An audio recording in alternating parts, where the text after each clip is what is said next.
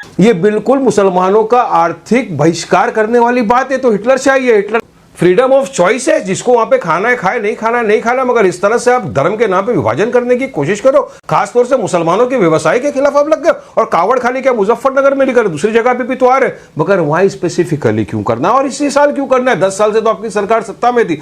देखिए, अभी हमारे भाई ने कहा, और अगर खाने का कोई मजहब नहीं होता तो कभी तो मिठाई मिठाई रहती है, कभी वो प्रसाद बन जाती है, और जब प्रसाद बन जाती है तो 90% मुसलमान उसे खाता नहीं है। क्या बात है सर, क्या बात है सर।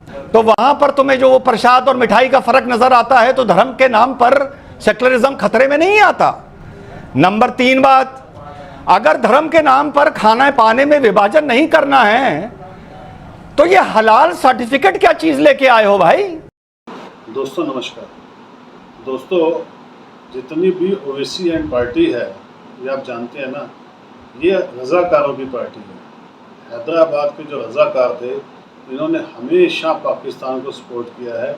जब पाकिस्तान बन रहा था तब भी इन्होंने पाकिस्तान की साइड ली थी। ये चाहते थे कि हैदराबाद कट के पाकिस्तान में चला जाए। अब सोचिए दोस्तों, इनकी मेंटालिटी क्या थी। पाकिस्तान कहाँ है, हैदराबाद कहाँ है, और ये चाहते थे कि हैदराबाद पाकिस्तान में मिल जाए। ये दिल से कभी हिंदुस्तानी हुए ही नहीं। आप आज भी देखते हैं ना कि ओवैसी और उसकी पार्टी जो है, जहाँ भी कहीं बात होती है जाकर मुसलमानों के हितैषी बन जाते हैं।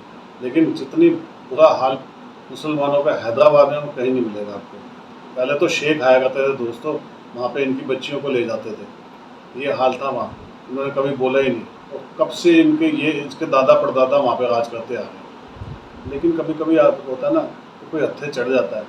तो आज ये लावारिस पठान जो है, ये रिजवान अहमद के हाथ पड़ गया। अच्छा तो है, डिबेट देखेंगे, मज़ा आएगा दोस्तों। डिबेट पूरी देखिएगा। डिबेट पसंद आए तो वीडियो को लाइक कीजिएगा, चैनल को सब्सक्राइब कीजिएगा, कमेंट्स में जरूर कीजिएगा। तो मुसलमानों के प्रति जो नफरत फैलाने का जो कार्यक्रम शुरू हुआ है ना बीजेपी का, ये रुकता नहीं। अभी हमने देखा कि ये तो सिर्फ एक चीज है, चलो कावड़िया वहां से जा रहे थे, वहां पे नाम से क्या होगा, कोई मुन्ना चाय वाला लिख दिया, किसने पप्पू दूध वाला लिख दिया, तो कैसे पहचानोगे कि मुसलमान है या नॉन मुस्लिम है? क्या वहां पे आधार कार्ड, वोटिंग कार्ड भी चिटकाना पड़ेगा क्या दुकान के बाहर? ये बिल्कुल मुसलमानों का आर्थिक बहिष्कार करने वाली बात है। तो हिटलर चाहिए, हिटलर फ्रीडम ऑफ चॉइस है, जिसको वहां पे खाना है खाए, नहीं खाना नहीं खाना, मगर इस तरह से आप धर्म के नाम पे विभाजन करने की कोशिश करो। खासतौर से मुसलमानों के व्यवसाय के खिलाफ आप लग गए। और कावड़ खाली क्या मुजफ्फरनगर में लिखा, दूसरी जगह पे भी तो आ रहे, मगर वहां स्पेसिफिकली क्यों करना, और इसी साल क्यों करना है? 10 साल से तो आपकी सरकार सत्ता में थी। देखिए, अभी हमारे भाई ने कहा कि धर्म के नाम पर विभाजन हो रहा है। धर्म के नाम पर विभाजन तो उस क्लासरूम में भी हो गया था जहां पर कहा था कि हमारी लड़की तो हिजाबी में अंदर आएगी, हिजाब के बिना क्लासरूम में घुसेगी नहीं। विभाजन तो क्लासरूम में धर्म के नाम पर हो गया था। पहली चीज, विभाजन की जहां तक बात है, और खान पान का कभी कोई मजहब नहीं होता। खाना खिलाने वाला, पानी पिलाने वाले का भी कभी मजहब नहीं होता। ये सिर्फ सावन के महीने के लिए एक एहतियात है। और अगर खाने का कोई मजहब नहीं होता तो कभी तो मिठाई मिठाई रहती है, कभी वो प्रसाद बन जाती है, और जब प्रसाद बन जाती है तो 90% मुसलमान उसे खाता नहीं है। क्या बात है सर, क्या बात है सर, कि यार ये तो शिर्क है, ये तो गुनाह है। तो भैया मिठाई को मिठाई रहने दो, प्रसाद भी अगर मिठाई के रूप में मिल रहा है तो मिठाई समझ के खा लो, क्यों नहीं खाते हो? तो वहां पर तुम्हें जो वो प्रसाद और मिठाई का फर्क नजर आता है, तो धर्म के नाम पर सेक्युलरिज्म खतरे में नहीं आता। नंबर 3 बात, अगर धर्म के नाम पर खाना पाने में विभाजन नहीं करना है तो ये हलाल सर्टिफिकेट क्या चीज लेके आए हो भाई? ये हलाल सर्टिफिकेट, हलाल ऑर्गेनाइजेशन वो सर्टिफिकेट दे रही हैं। अब जो भी आदमी हलाल सर्टिफिकेट का सामान नहीं बेच रहा है, मुसलमान उससे बेचारा नहीं खरीदेगा, तो उसके नौकर कहां जाएंगे? उसका सेल्समैन कहां जाएगा? उसकी दुकान कैसे चलेगी अगर वो मुस्लिम बहुल इलाके में है? चलो मीट में तो समझ में आ गया हलाल, लेकिन साहब हलाल लिपस्टिक, हलाल डबल रोटी, हलाल मिठाई, हलाल ब्रेड, हलाल मेकअप का सामान, हलाल चाय क्यों लेके आए भैया? हलाल चाय क्या चीज होती है ये बताओ। तो ये आप इसलिए लेके आए ताकि मुसलमान को ये पता चले कि ये जो चीज बनी है, ये चाय जब बनाई गई है तो इसमें कलमा पढ़ा गया है, इस मारे इसको हलाल बोला गया है। संविधान में तो ये है ना कि फ्रीडम ऑफ चॉइस, मेरा चॉइस है, मुझे कहाँ खाना मुझे नहीं खाना। अब इतने सारे नॉन मुस्लिम लोग हाईएस्ट एक्सपोर्टर है मीट के, आपको पता है नहीं अमीश भाई? हाईएस्ट एक्सपोर्ट जो मीट का करता है वो नॉन मुस्लिम है भारत देश का, मगर फिर भी गोवा के अंदर तो गाय इज यम्मी और यूपी के अंदर गाय इज मम्मी। मगर ये एक बड़ा जो षड्यंत्र का चक्कर जो चल रहा है ना बीजेपी की तरफ से जो आ रहा है कि इनको हिंदू राष्ट्र बनाना, तो उसमें मुसलमानों को किसी भी तरह से तकलीफ पहुंचाना, मुसलमानों को व्यवसाय के अंदर तकलीफ पहुंचाना।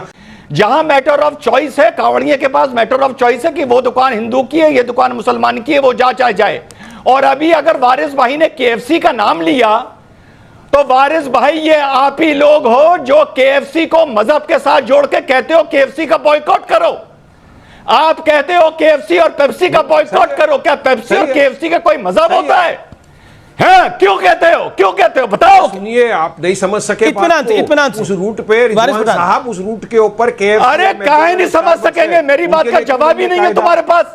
उनके लिए क्यों नहीं? क्या वहां पे काम नहीं करता, जॉब नहीं करता है कोई आदमी? उसका भी जॉब नहीं, वहां कुछ नहीं। पेप्सी का मजहब हो गया, पता है कि मुसलमान पेप्सी का मजहब हो गया, रेस्टोरेंट है वही, केएफसी के मुर्गे का मजहब हो गया।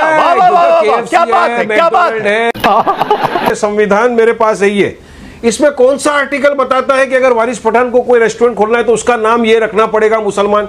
कौन सा आर्टिकल बताता है कि अगर वारिस पठान को रेस्टोरेंट खोलना है तो मैं सेंट रेगिस, सेंट जॉन्स कोई भी नाम से खोल सकता हूं? आपको वहां खाना है खाइए, नहीं खाना है नहीं खाइए, आपका फ्रीडम ऑफ चॉइस है। अगर मुझे लगता है कि रेस्टोरेंट के अंदर दारू मिल रहा है, बियर मिल रहा है, मैं नहीं जाऊंगा वहां, मेरी मर्जी, तो क्या मैं बोलूंगा नहीं ये मुसलमानों की बस्ती में क्यों डाला, हटाओ इसको? अरे इसीलिए तो संविधान के आप लोग जो धज्जियां उड़ा रहे हो ना, हमारी लड़ाई उससे, ये संविधान का विरुद्ध है, ये आर्टिकल 17 का विरुद्ध है, मगर सोची समझी साजिश है ये कि इनको बनाना हिंदू राष्ट्र। अभी इन्होंने फिर बोला कि आर्टिकल 19 में ये कहां ऐसी चीज लिखी है। मेरे भाई ने जल्दीबाजी में पूरा आर्टिकल 19 नहीं पढ़ा होगा।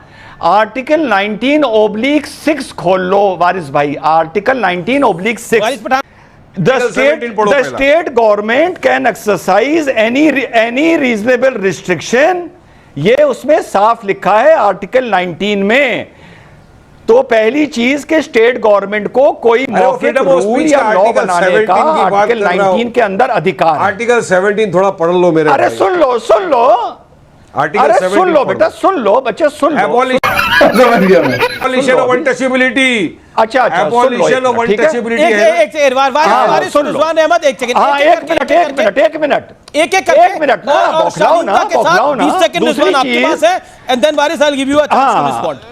दूसरी चीज, अभी साहब नेशनल टीवी पर बैठ के साहब बोल रहे हैं कि ये कहां लिखा है कि मुझे अपनी दुकान का ये नाम रखना पड़ेगा। भाई ये तो ऑर्डर कह ही नहीं रहा है। ऑर्डर कह रहा है आप नाम रखो जय मां वैष्णो ढाबा, पर नीचे लिख दो प्रोपराइटर सैयद रिजवान अहमद, बात खत्म हो गई। तुमसे ये कौन कह रहा है कि ढाबे का नाम क्या होना चाहिए? गलत बात ना फैलाओ नेशनल टीवी पर बैठकर। वो कह रहा है कि नाम तुम रखो जय राधे राधे रेस्टोरेंट, जय श्री राम रेस्टोरेंट, नीचे लिख दो प्रोपराइटर वारिस पठान। कानून को पहले समझो कि सरकार क्या बोल रही है। ऐसे नेशनल टीवी पर आके ना बैठ जाया करो भाई। अच्छा, समझ गए सरकार क्या बोल रही है? हाँ सुनिए नेशनल टीवी पे ये आए हैं। बताओ।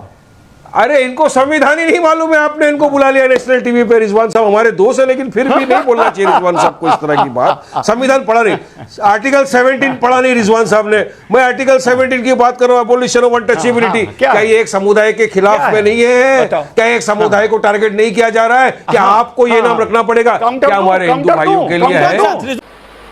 मजा नहीं आ रहा है। हम करते हैं प्रबंध। अभी साहब ने मुझे अनटचेबिलिटी सिखाई कि ये अनटचेबिलिटी है। और वारिस भाई ये बताओ, जब 5 किलो मिठाई बनती है, संविधान की बात की आप, संविधान के दायरे में रहकर अपनी बात रखो। मिठाई भगवान को बताओ मुझे एबॉलिशन ऑफ अनटचेबिलिटी क्या है? तो जब तुम हाँ सुन लो, अब जवाब दे रहा हूं ना। तो जब 5 क्विंटल मिठाई बनती है, जवाब दो। उसमें से 50 ग्राम, अरे सुन लो ना,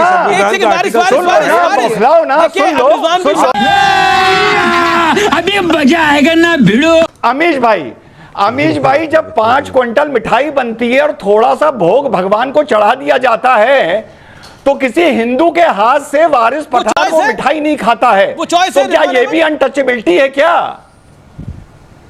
वो तो चॉइस होगी। तो ये क्या, ये भी अनटचेबिलिटी है जो हिंदू के हाथ से चॉइस प्रसाद है, ये नहीं पढ़ते खाते हो? नहीं है संविधान यार, प्रॉब्लम ये है इनको, संविधान नहीं पढ़ते, मेरा चॉइस है, फ्रीडम ऑफ चॉइस है, फ्रीडम ये ऑफ चॉइस हो गई, की बात ये तो चॉइस हो गई, ये देखो, ये चॉइस हो गई। अब वाह, ऐसे वाह, वाह, वाह।